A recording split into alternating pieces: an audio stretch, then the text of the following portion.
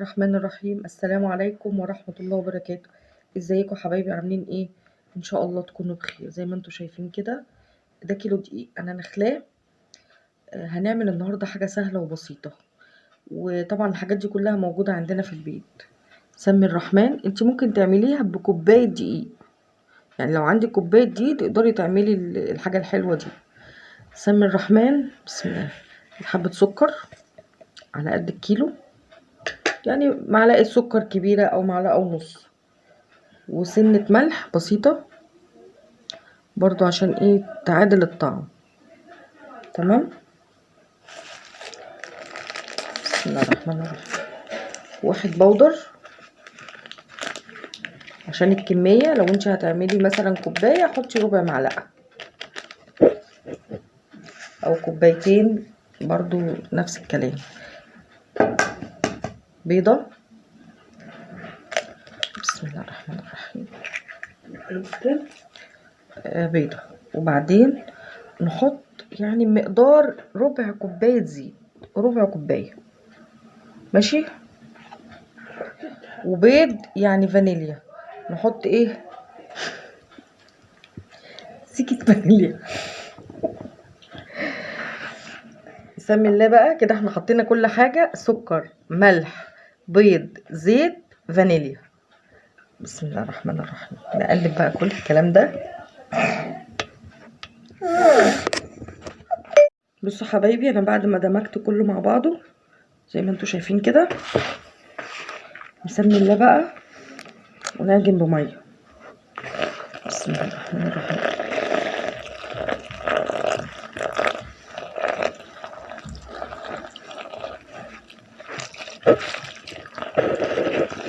بس كفايه، واحده واحده عشان في دقيق بيشرب ميه ودقيق ما بيشربش. انا مش عامله معيار للميه عشان انا معرفش الدقيق هياخد ميه قد ايه. تاني بقى بالراحه كل الكلام ده. ما شاء الله لا قوه الا بالله. ربنا يا رب يصلح ما بين ايدينا. نلم بقى كده.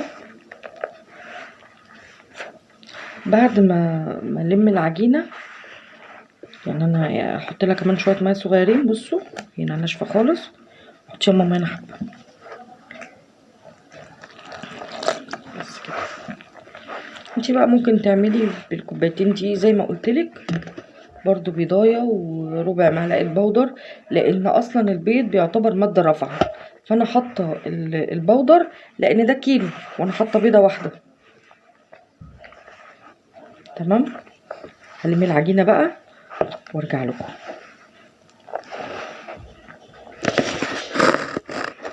بصوا بقى حبايبي، انا فضلت اعجن فيها ولدت فيها. بصوا انا حتى ما غسلتش ايدي لحد ايدي ما نطفت خالص كده من العجينه. بصوا خلاص مبقاش فيه اي حاجه في الطبق خالص، وكلها لمت. وبعد كده رحت مسحه ايديا بزيت ومسحت وشها ماشي.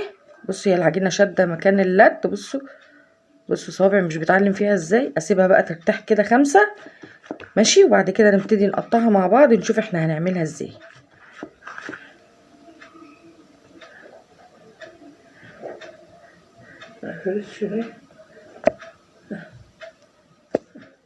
بصوا بقى يا حبايبي، انا فضيت العجينه على صينيه. هتيجي من الجنب كده كده وتروح عامله كده. عندك ميزان مفيش اي مشكله، اوزني الدنيا تمام وحلوه. بصي انا عاملاها قد البيضه كده. بصوا حجمها يعني معقول كويس، ولا هي كبيره ولا هي صغيره ماشي كده. اهي كده، يا رب تكون باينه معاكم. تمام. اهي هكمل بقى بقيه قطعه العجين كلها اقطعها. والصينيه دي انا دهناها زيت عشان هرص عليها عشان ما يلزقش في الصينيه. لازم يبقى في حاجه تحت عشان العجينه لما تتحط كده وتريح ما تلزقش في الصينيه، فتحطي تحتها حبه زيت صغننين كده عشان خاطر يبقى عازل. اكمل تقطيع وبعدين اوريكم بقى شكله ايه بعد ما اقطعه خالص. بصوا بقى حبايبي، زي ما انتوا شايفين كده انا رصيت كل القطع اللي انا قطعتها في الصينيه، نغطيها بقى بكيس مشمع واسيبها ترتاح شويه، وبعد كده ان شاء الله نفرده مع بعض. لازم تسيبي العجينه ترتاح عشان خاطر تتفرد معاكي على طول، عشان ما تبقاش شاده وتبقى سهله معاكي. كملوا معايا الفيديو للاخر وان شاء الله هتستفادوا. حاجه حلوه وسهله وبسيطه ومش هتاخد منك حاجه. لو كوبايه دقيق هتعمل معاكي برضو 4-5 وحدات كده وهيبقوا حلوين. متنسوش تحطوا اللايك.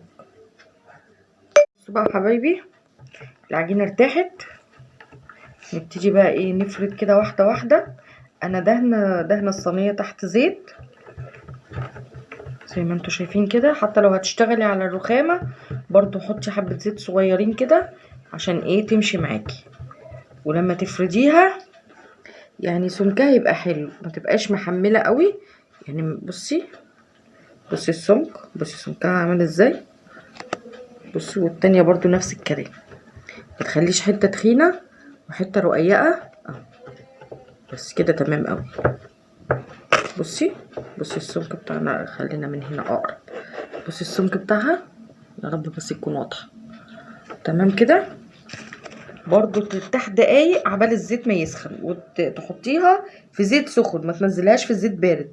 الزيت يبقى سخن عشان تتحمر معاكي على طول، عشان تنفش بسرعه، ما تبقاش هبطانه وتشرب معاكي زيت. يلا بقى بينا عشان نحمرها سوا. زي ما انتوا شايفين كده الزيت سخن قوي. سمي الرحمن، بسم الله الرحمن الرحيم. بصوا ما تخليش الزيت يبقى بارد، عشان بصوا تعمل معاكم ازاي. تبتدي بقى تقوم على طول كده وتستوي وتبقى جميله زي ما انتوا شايفين كده. النار عاليه. بسم الله الرحمن الرحيم. دي فرصه بقى تقول من على الجنب اللي تحت، بعد كده نقلبها. بصوا ما شاء الله نفشت ازاي. بسم الله.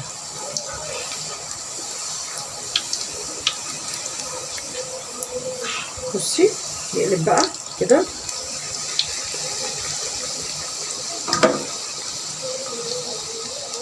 بقى حبايبي زي ما انتوا شايفين انا مولعه على الزيت، والزيت درجه حرارته عليت.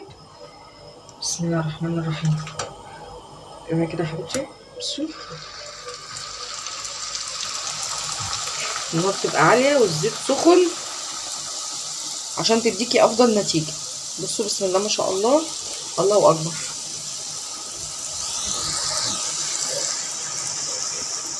بصوا ما شاء الله عامل ازاي. فيها كده بالراحه. طبعا البيض ماده رافعه، وكمان البودر اللي احنا حاطينه يعني ان شاء الله يعني يديكي افضل نتيجه. بصوا استنى بقى ايه اشوف خد اللون من تحت عشان نبتدي نقلبها عشان تتحمر من الجنب ده برضه. بسم الله. بصوا لونها جميل ازاي. مش هنهبطها بقى عشان تبقى حلوه، بس حاولي ان كله يتحمر، يعني من هنا تاخد درجه، عشان اكيد طبعا اللي اترفع ده هيبقى ابيض. بصوا الدرجه بتاعتها جميله ازاي. كله بقى هيتحمر بنفس النمط.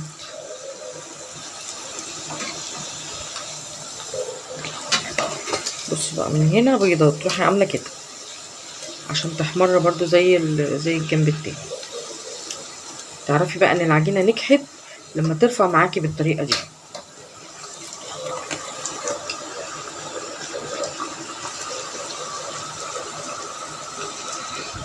تديكي نفس الدرجه من تحت وخلاص بقى تطلعيها على كده.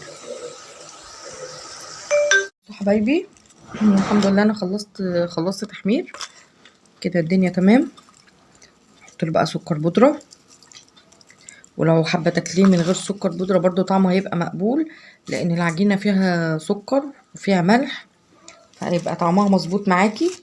انا بعمل كده وبحطه في كيس بلاستيك عشان ما ينشفش، عشان السوائل اللي في العجينه ما تتبخرش وبعدين تنشف. بصوا هاتي كده يا ماما، هحطه جوه الكيس وخلاص بقى خلصت. اروح رابطه الكيس، المه كده على بعضه كده، واروح قافله الكيس كويس ما تسيبوهوش مكشوف عشان ما ينشفش معاكي.